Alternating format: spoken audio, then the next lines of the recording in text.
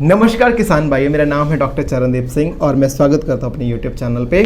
जैसे कि आप देख रहे थे, एक सीरीज़ चल रही थी। पहले हमने पिग टूर कराया, फिर हमने पिग फार्मिंग के रिलेटेड स्टार्टर ग्रोअर की फीड्स के फॉर्मूलाज विद एग्जांपल्स आपको बताए, और वैसे हम अपनी फिनिशर राशन का भी फॉर्मूला लेके आने वाले थे, लेकिन ब्रेक लगा के हमने जो आपका डिमांडिंग वीडियोज़ थी हीट स्ट्रेस से मतलब कैसे बचे पिग, वो हमने ऑलरेडी अपने चैनल पर अपलोड कर दिया। आपने नहीं देखी तो please do check it out that video.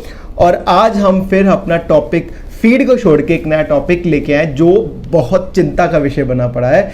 जो मैं देख रहा हूँ पिग फार्मिंग्स के जो रिलेटेड क्वेश्चंस हैं, जो मुझे रिलेटेड भी मेल्स आ रही है, मैं पिग फार्म विजिट कर रहा हूँ, सबसे ज़्यादा दिक्कत आ रही है फुट एंड माउथ डिजीज़ की।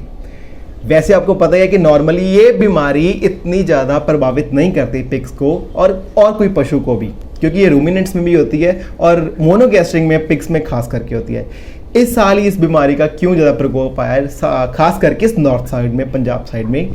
क्योंकि आपको एक रीज़न बताता हूँ, इसलिए आपको सावधान रहना पड़ेगा एफएमडी से। साल क्या हो गया है कि कोल्ड स्टोरेज के फेलियर की वजह से वैक्सीनेशन प्रॉपर बन नहीं पाई और वैक्सीनेशन फेलियर हो गया है। और जैसे भी जितने भाई बंधु आप संतुष्ट होकर बैठेंगे, आपने अपने फार्म से एफएमडी की वैक्सीन कर लिया है, तो प्लीज़ ध्यान से मेरी बात सुनिए, वो वैक्सीनेशन फेलियर हो चुका है, खास करके इस स्टेट में। एफएमडी की वैक्सीनेशन हमेशा ही हर साल में मिलती है, मतलब साल में 2 बार लगती है, लेकिन इस साल क्या हो गया है कि वैक्सीनेशन जो पीछे से ऑर्डर आए हैं कि जितनी वैक्सीनेशन लगी है, लेकिन बाकी वाला स्टॉक है उन्होंने पॉलीक्लिनिक से, वेटनरी पॉलीक्लिनिक से वापस मंगा लिया है, क्योंकि वो वैक्सीनेशन फेलियर हो गया है। हाँ जी, तो अब बात करते हैं एफएमडी के प्रॉपर। पहले बात करेंगे एफएमडी होती कैसे है, इसका क्या मतलब मेन सोर्स होता है जिससे वजह से एफएमडी होती है, फिर इसके कौन से मैनेजमेंटल मेजर्स है, और लास्ट में आपको कुछ ऐसी मेडिसिन बता के जाऊंगा, होम्योपैथी मेडिसिन, जिससे कि अगर आपके फार्म में ये हो जाए तो कैसे बच सकते हैं। तो चलिए शुरू करते हैं। सबसे पहले मैं बात करूंगा कि FMD, foot and mouth disease, मुंह खोर, जहाँ इसको मुंह पका या पैर पका बोलते हैं, ये होती है एप्थोवायरस और जिसकी फैमिली है पिकोरोनाविरिडी। आप रिलेट कर पाओगे, जैसे कोरोना वायरस आया है हमारे देश में और इसकी फैमिली थी कोरोनाविरिडी, और ये है एप्थोवायरस और इसकी फैमिली है पिकोरोनाविरिडी। और ये इसके काफ़ी सारे स्ट्रेन्स होते हैं, लेकिन पिग्स में खास करके ये ओ स्ट्रेन की वजह से होती है, ठीक है। और जो मेन सिम्टम है इसके, जिससे हम रिलेट कर पाते हैं कि एफएमडी है, वो होता है पाँव में वेसिकल्स, जिसको ये हम छाले या जख्म बोल देते हैं, वो होते हैं, या मुंह में वेसिकल्स होते हैं, ठीक है। ये 2 मेन है जिसकी वजह से हम पहचान, मतलब एक इनिशियल डायग्नोस कर सकते हैं कि पर्टिकुलरली ये एफएमडी हो सकती है। अब बात करते हैं इसके ट्रांसमिट होने के कौन कौन से सोर्सेज हैं। सबसे पहला जो सोर्सेज है, मतलब इसका ट्रांसमिशन का बाकियों को होने का, वो ये है कि जब ये हो जाती है एफएमडी एक एनिमल को, तो मुंह से बहुत सारी सलाइवेशंस होती हैं जहाँ की लाल टपकती है, और लाल जो होती है सलाइवेशंस होने की वजह से ज़मीन में जब गिरती है तो बाकी एनिमल्स इसको टच करते हैं और वो भी इसकी इन्फेक्शन की चपेट में आ जाते हैं, ठीक है। और दूसरा इंपॉर्टेंट जो सोर्स है जिसकी वजह से ये ट्रांसमिट होती है, वो होती है हम जैसे वेटनेरियन की वजह से। जैसे पर्टिकुलरली आपके फार्म में एफएमडी का ब्रेकआउट आ गया और हम विजिट करने चले गए और बाद में हम दूसरे फार्म में विजिट करने चले गए, तो ये हमारे शूज़ के मतलब वजह से, या मतलब हमारे कंटामिनेशन की वजह से भी दूसरे फार्म में ट्रैवल कर सकती है। तो आप ये खास ध्यान रखें, अगर कोई भी आपके फार्म में विजिट करे, या डॉक्टर हो या पैरावेट हो या कोई भी वेटनरी इंस्पेक्टर हो, तो वो शू कवर्स डाल के आपके फार्म में आए और प्रॉपर सैनिटाइजेशन लेके ही आए, ठीक है। और तीसरा जो इंपॉर्टेंट सोर्स है जिसकी वजह से इन्फेक्शन फैलती है, वो है सीमन की वजह से।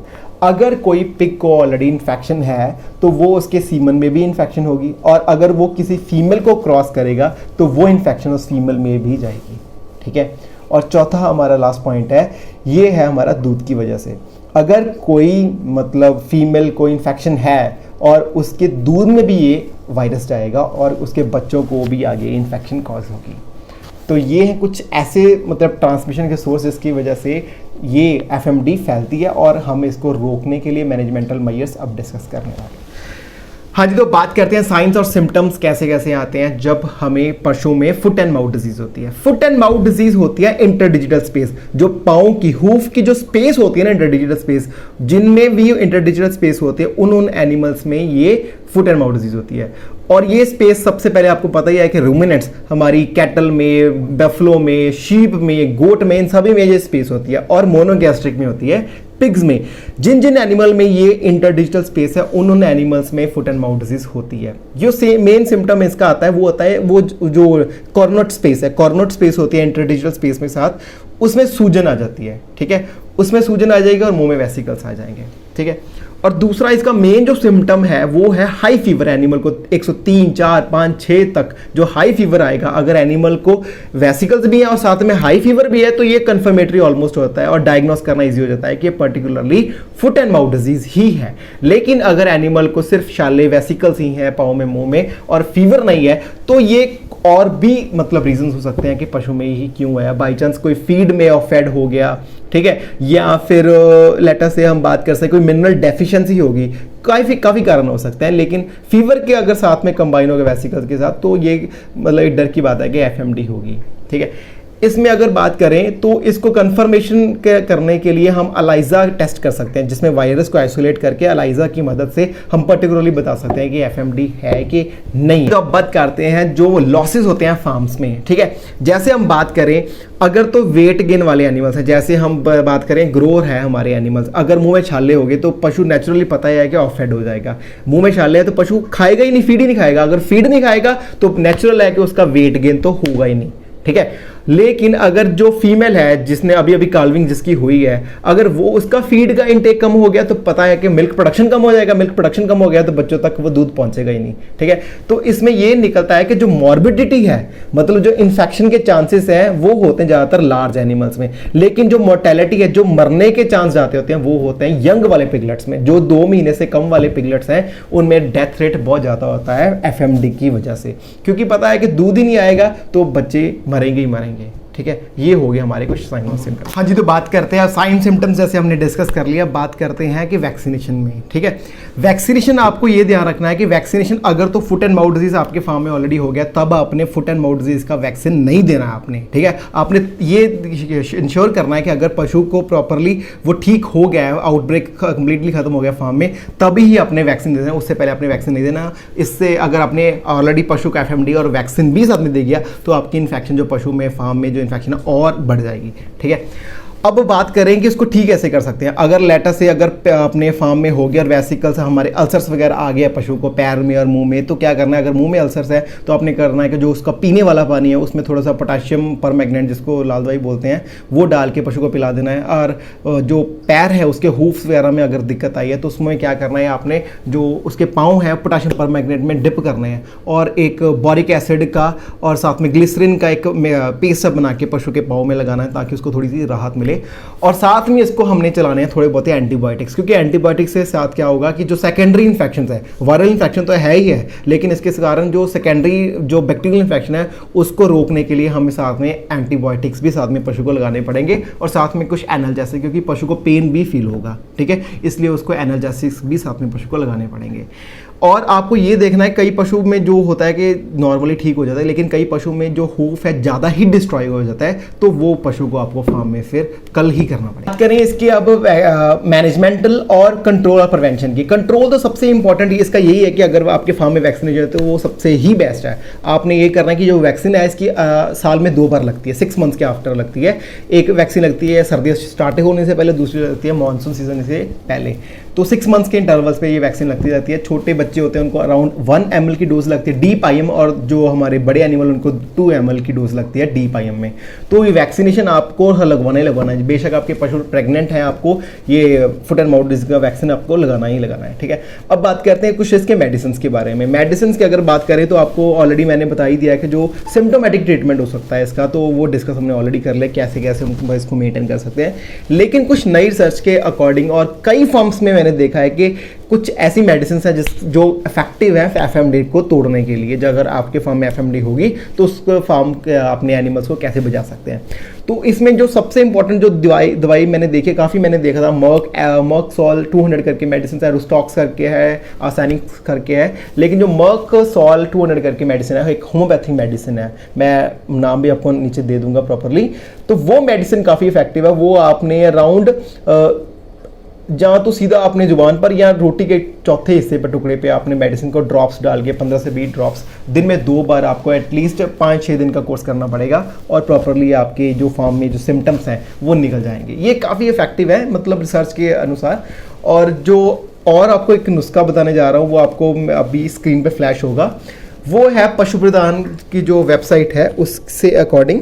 इसमें क्या है कि आपको जो करना है क्या है, इसमें है कि हल्दी है 200 ग्राम्स लेनी है आपको, ठीक है। फिर कोकोनट कर्नल एक्सट्रैक्ट है जो आपको लेना है एक कोकोनट की तरफ से, और घी कुमारी है, पाम जैगरी लेनी है 200 ग्राम, कॉमन सॉल्ट लेना है 100 ग्राम, गार्लिक लेनी है 100 ग्राम, पेपर लेना है 50 ग्राम, क्यूमिन लेनी है 50 ग्राम, फेनुग्रीक लेनी है 50 ग्राम।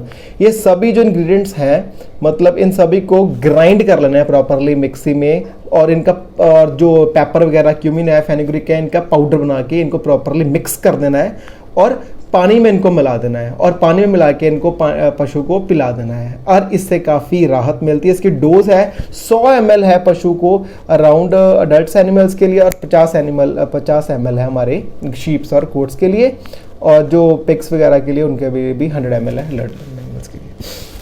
हाँ जी, तो ये थी आज की हमारी वीडियो। मैं आशा करता हूँ कि मैं आपके लिए बेस्ट इंफॉर्मेशन लेके आऊँ, क्योंकि एफएमडी के रिलेटेड बहुत सारी मिसकंसेप्शन है कि कैसे ये ठीक होती है कैसे नहीं होती है।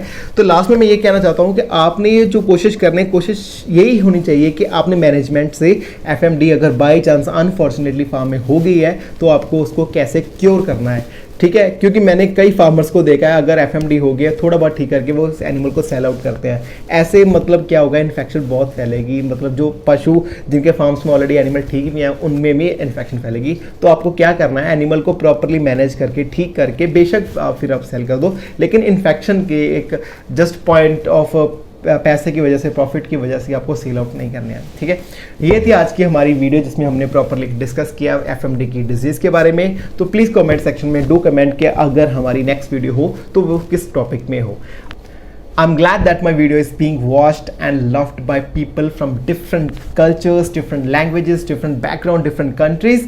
And after each video, I know that I got messages that I should upload my whole this stuff in English language itself. But the thing is, my main audience is from India itself, and they're more comfortable in Hindi. So I prefer to speak in my Matrabhasha in Hindi itself. And for the English subtitles, actually the thing is it's a very hectic for me to balance my work life and YouTube life, because uploading a video is almost a whole different task. So I hardly got a time to record my content and upload a video. And for the English subtitles, soon in future, near future, I'll be, may by God grace, I'll be hiring some person to upload my video in English version with the subtitles itself, so that it'll fix your problem. So for that, नमस्कार किसान भाइयों, मिलते हैं आपसे नई video में कुछ नया कंटेंट लेके। प्लीज़ नीचे कमेंट सेक्शन में कमेंट करें किस वीडियो पे, किस टॉपिक पे आप मेरी नेक्स्ट वीडियो चाहते हैं। टिल देन नमस्कार, और do subscribe my channel, like share and subscribe my channel. Thank you so much.